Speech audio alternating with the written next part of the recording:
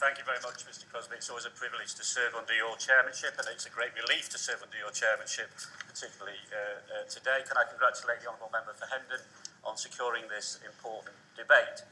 100 years on, the debate provides us with a really important opportunity to reflect on the impact of the Balfour Declaration. It's a historic fact that the State of Israel was ultimately born in the wake of the Holocaust. The Shoah, a meticulous plan on an industrial scale to wipe out an entire people because of their faith and cultural identity. Shocking in its depravity, but also in the complicity of many individuals and leaders who look the other way in the face of unspeakable evil. It's a sad truth that as we meet here today, there is still a need to counter those who seek to deny the Holocaust, and resurgent anti-Semitism is the only form of racism which unites far right and far left. My own party has serious questions to answer about a minority of members and supporters who stain the reputation of a movement rooted in equality and an abhorrence of all forms of discrimination and racism. Yes, a small minority, but a minority who feel able to act with impunity when there should be zero tolerance.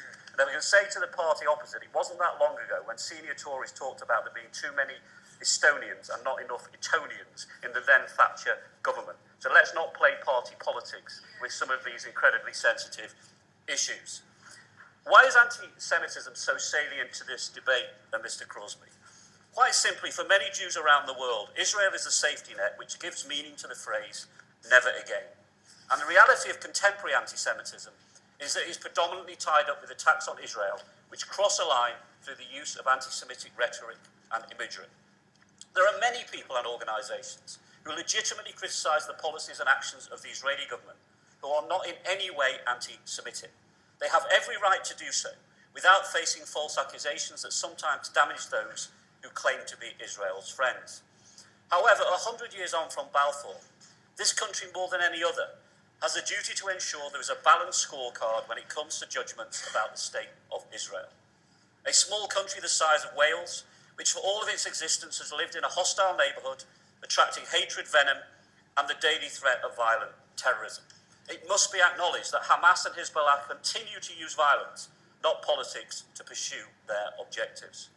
Globally, a lightning rod, not just for anti-Semitism, but for those who loathe Western values. Often it's forgotten that that is what much of the hostility towards Israel is actually about. Modern Israel is a vibrant democracy with an independent judiciary and press. How many countries put former presidents and prime ministers in the same prison cell block? Just one, perhaps slightly strange, example, though, of how Israel is a functioning democracy with a vibrant, free judiciary and independent press. A country at the cutting edge of the global technological revolution and life-changing medical and scientific advances. For the most part, Jew, Arab, Christians and Muslims living side by side in peace. LGBT and women's rights, often an example to the rest of the world.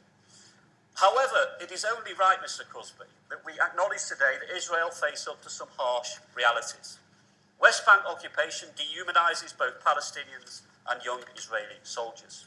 For any government, security has to be its number one priority, but the time has come to consider a different framework which protects Israel's security while allowing maximum freedom for Palestinian residents. Settlement expansion is wrong and unnecessary in advance of a final negotiated settlement. Inequality and poverty have disproportionately affected Israeli Arabs. More should be done to put this right. Like many supporters of Israel, I continue to believe in a two-state solution, a solution which guarantees Israel's security and normalised relations with the mainstream world, alongside a viable Palestinian state able to offer dignity and opportunity to all of its citizens. The harsh truth, Mr. Crosby, though, is that the political leadership on both sides cannot, maybe will not, make the compromises which will be necessary for this to happen at the present time. Let us hope this changes, because bitterness, hatred and division grows every day, and that leads to no progress, but more importantly, no hope. In conclusion, Mr. Crosby, the Balfour Declaration was right because it laid the foundations for the recognition that the Jewish people had a right to self-determination in their own country. The true definition of Zionism, a word which has been distorted and demonised by those who don't really believe Israel has a right to exist. Of course, there are a tiny minority whose Zionism means expansionism and the appropriation of more land. But they don't speak for the vast majority of Israelis or friends of Israel around the world. I doubt Balfour believed he was beginning a process which would lead to the creation of a utopian state. Israel is far from that, but nor should she be too often singled out for disproportionate, ill-conceived criticism and wrong-headed calls for boycotts. Our country should be proud of the Balfour Declaration, while also championing the importance of a two-state solution and the rights of the Palestinians to have the dignity of statehood.